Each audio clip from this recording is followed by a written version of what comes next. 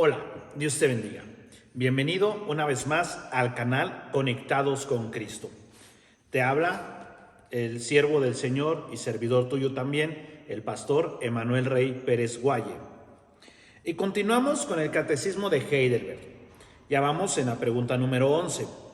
En la pregunta 10 vamos a leerla para tener esa conexión de la pregunta 10 a la pregunta 11. Y dice la pregunta 10: ¿dejará Dios sin castigo tal desobediencia y apostasía? Respuesta: de ninguna manera. Antes, su ira se engrandece horriblemente, tanto por el pecado original como por aquellos que cometemos ahora, y quiere castigarlos por su perfecta justicia, temporal o eternamente. Según ha dicho él mismo: maldito todo aquel que no permaneciere en todas las cosas escritas en el libro de la ley para hacerlas. Y de esta pregunta surge la siguiente pregunta, que la tenemos en el número 11. Y dice de la siguiente manera: ¿no es Dios también misericordioso? Claro que Dios es misericordioso. El hecho que Dios tenga que castigar pecados, acciones o actos que cometemos y que no nos arrepentimos, o que los cometemos, todo tiene un castigo. Cada acción tiene su reacción y cada acto su consecuencia. Ahora voy a leer la respuesta. Dios es misericordioso, pero también es justo. Por tanto, su justicia exige que el pecado que se ha cometido contra su suprema majestad sea también castigado con el mayor castigo, que es pena eterna, así en el cuerpo como en el alma. Ahora vamos a descifrar la respuesta con sus citas bíblicas. Dios es misericordioso. Y veamos la Biblia en el capítulo 34 del libro de Éxodo, versículo 6 y versículo 7, que es lo que nos dice la palabra de Dios. 34, 6 y 7 de Éxodo. Y pasando Jehová por delante de él, o sea, por delante de Moisés, proclamó: Jehová, Jehová, fuerte, misericordioso y piadoso. Habla de tres virtudes de nuestro Dios: fuerte, misericordioso y piadoso. Y en estas tres está resaltando misericordioso. Tardo para la ira. Cuando leemos tardo para la ira, no nos está diciendo que Él no se enoja, nos está diciendo que Él se enoja, pero tarda para enojarse. Y sigue diciendo: y grande en misericordia y verdad. Dios se enoja contra el pecador, contra la persona que comete pecado, se enoja contra ella, pero es más grande la misericordia. Y como la misericordia es grande, entonces el enojo de Dios no crece de repente, sino se tarda para airarse.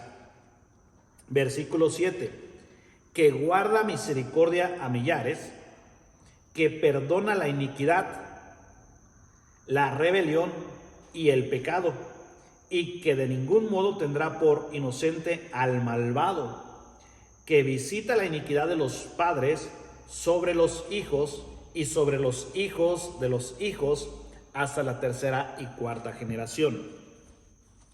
Lo que el Espíritu Santo nos está diciendo a través de las Escrituras es que Dios perdona la iniquidad, la rebelión, el pecado, pero perdona a quien pide perdón. Quien no se acerca a Dios arrepentido y reconociéndose como persona pecadora, ¿cómo va a recibir el perdón si no busca el perdón? Y ese es el malvado. Ese es el malvado que no busca el arrepentimiento, sino que permanece en su actitud, en su carácter, de que él es una persona que no necesita arrepentirse. Y a ese malvado que no busca el arrepentimiento no obtiene el perdón, sino al contrario, visita la iniquidad de los padres sobre los hijos. Y la palabra de Dios visita no significa que viene a hablar con él, sino que manda su castigo, manda su enojo, su ira sobre esa persona. Y cuando dice sobre los hijos y sobre los hijos de los hijos, hasta la tercera y cuarta generación, era una frase que tenían o que tienen los judíos, de una forma de decir que Dios por todas las generaciones o por todas las etapas, por todos los siglos, sigue siendo el mismo, no va a cambiar. No significa meramente que si yo cometo iniquidad y pecado y yo no me arrepiento, Dios va a castigar a mi hijo, al hijo de mi hijo. No, me va a castigar a mí. Y si mi hijo tampoco se arrepiente, Dios lo va a castigar a él. Y si el hijo de mi hijo no se arrepiente, también lo va a castigar a él. O sea, Dios no cambia su actitud o su carácter para que la gente se aproveche de él. No, Él sigue siendo misericordioso, pero también al pecador, al impío, al malvado, lo va a seguir castigando mientras Él no se convierta de su pecado. Ahora leemos en los 10 mandamientos, Éxodo capítulo 20, versículo 6, que es lo que nos está diciendo en los 10 mandamientos, en el decálogo. Y hago misericordia a millares. Él está diciendo que Él hace misericordia a millares, o sea, muchísima gente. Es una forma de decir que a todo aquel que Él viene. A los que me aman y guardan mis mandamientos. ¿A quién le da la misericordia? A los que aman a Dios y guardan los mandamientos de Dios. Si la gente no ama a Dios y no guarda los mandamientos de Dios, entonces es donde viene el castigo de Dios y viene la ira de Dios. ¿Por qué? Porque Dios también es justo. Ahora, vamos a ver la siguiente parte de la respuesta, que es, pero también es justo. Aquí es donde nos enlaza este versículo a eso también. Pero también es justo. No confundamos que porque Dios sea misericordioso, ya no tenga que ser justo. Él es misericordioso. Su ira va creciendo poco a poco hasta que llega a un límite y después entra la justicia de Dios para traer ese castigo que se merece el pecador. Y para esto vamos a Salmos capítulo 7, versículo 9. Salmos 7, 9.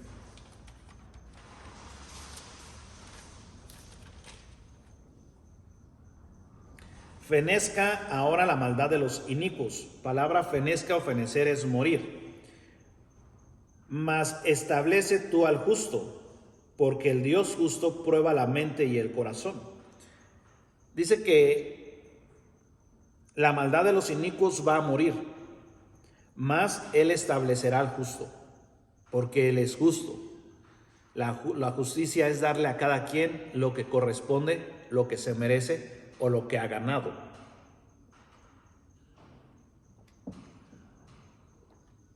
Ahora leemos Éxodo capítulo 20, versículo 5. Regresamos nuevamente al decálogo, al versículo que antecede, al que habíamos leído, que nos comunicó a esta otra parte de la respuesta. Versículo 5 de capítulo 20 en Éxodo. No te inclinarás a ellas, no las honrarás, porque yo soy Jehová tu Dios, fuerte, celoso, que visito la maldad de los padres sobre los hijos hasta la tercera y cuarta generación de los que me aborrecen. Él está hablando de los que aborrecen a Dios, de los que lo aborrecen a Él. Y si nos damos cuenta cómo inicia el versículo 5, no te inclinarás, está haciendo una prohibición, ni las honrarás, porque yo soy Jehová tu Dios. Entonces Él está dando una orden, unas reglas. Quien quebrante las reglas, quien desobedezca estas reglas, quien desobedezca esta enseñanza que Dios está dando, por naturaleza o lo justo es efectuar un castigo sobre la persona. Y Él está dando, ahora sí que Él está advirtiendo, dice un dicho, ¿no? Sobre aviso no hay engaño. Él está advirtiendo que no hagan eso. Pero si lo hacen, entonces el castigo de Dios viene sobre los hijos de desobediencia. Ahora, capítulo 23, versículo 7 del mismo Éxodo, 23, 7. De palabra de mentira te alejarás y no matarás al inocente y justo. Él está dando otra advertencia y está dando una prohibición. De palabra de mentira te alejarás, o sea que no serás mentiroso, no hablarás mentiras.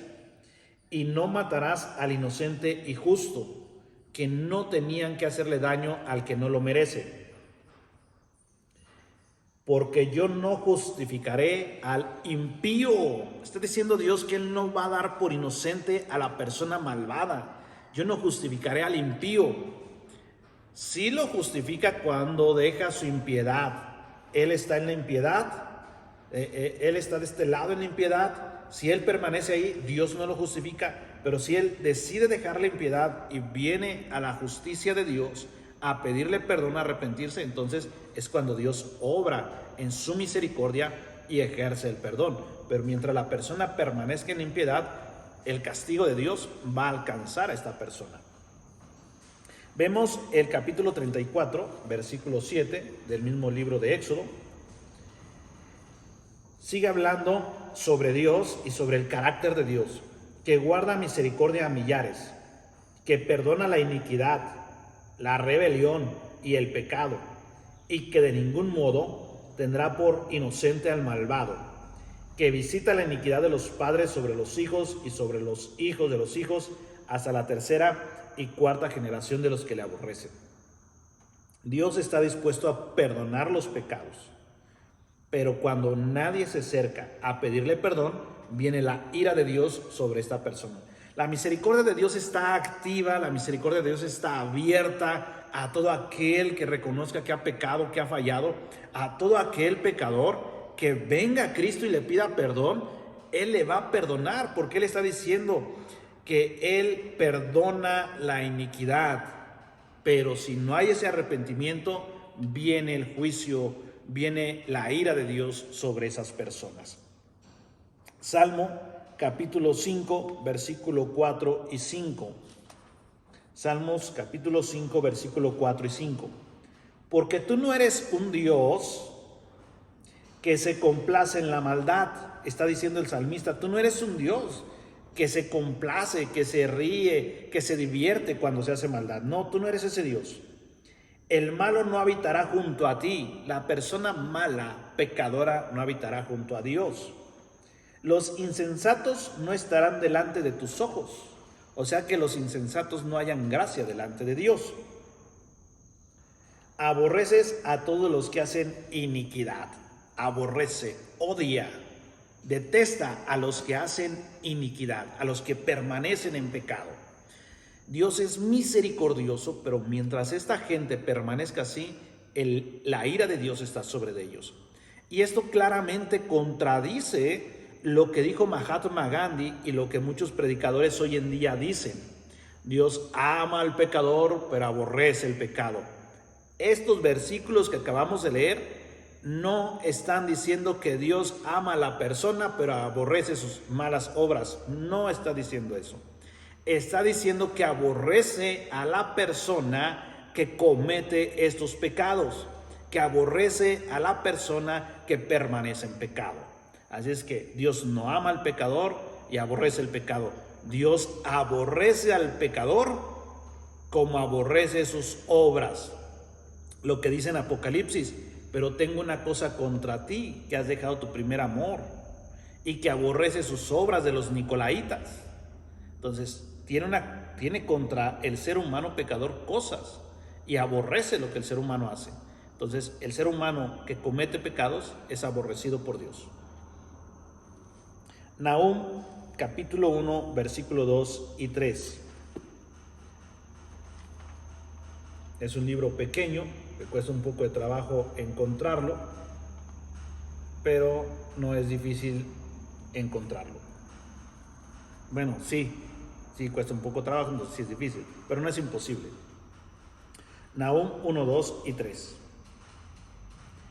Jehová es Dios celoso y vengador, Está hablando el profeta por parte de Dios. Jehová es celoso y es vengador. Él toma venganza, Él es vengativo.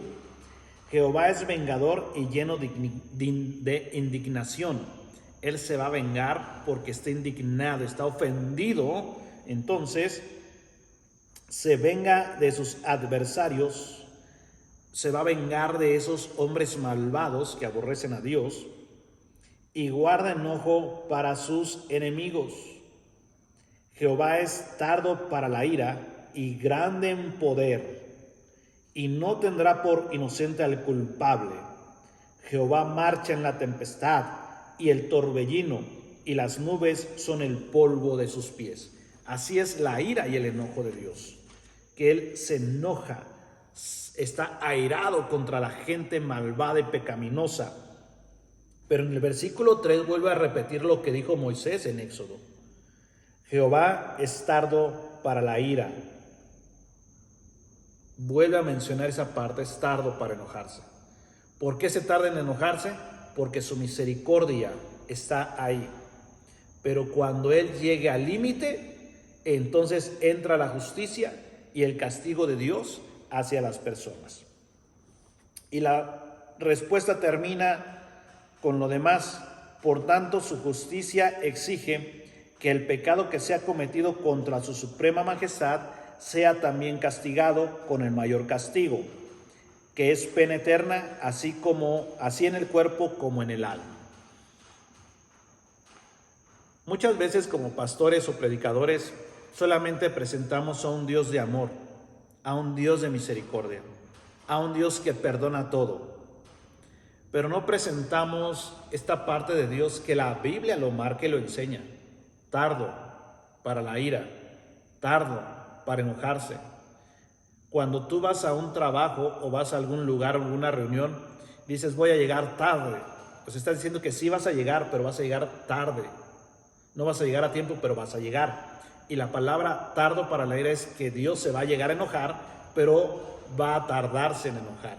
Y mucha gente se aprovecha de que Dios tarde en enojarse.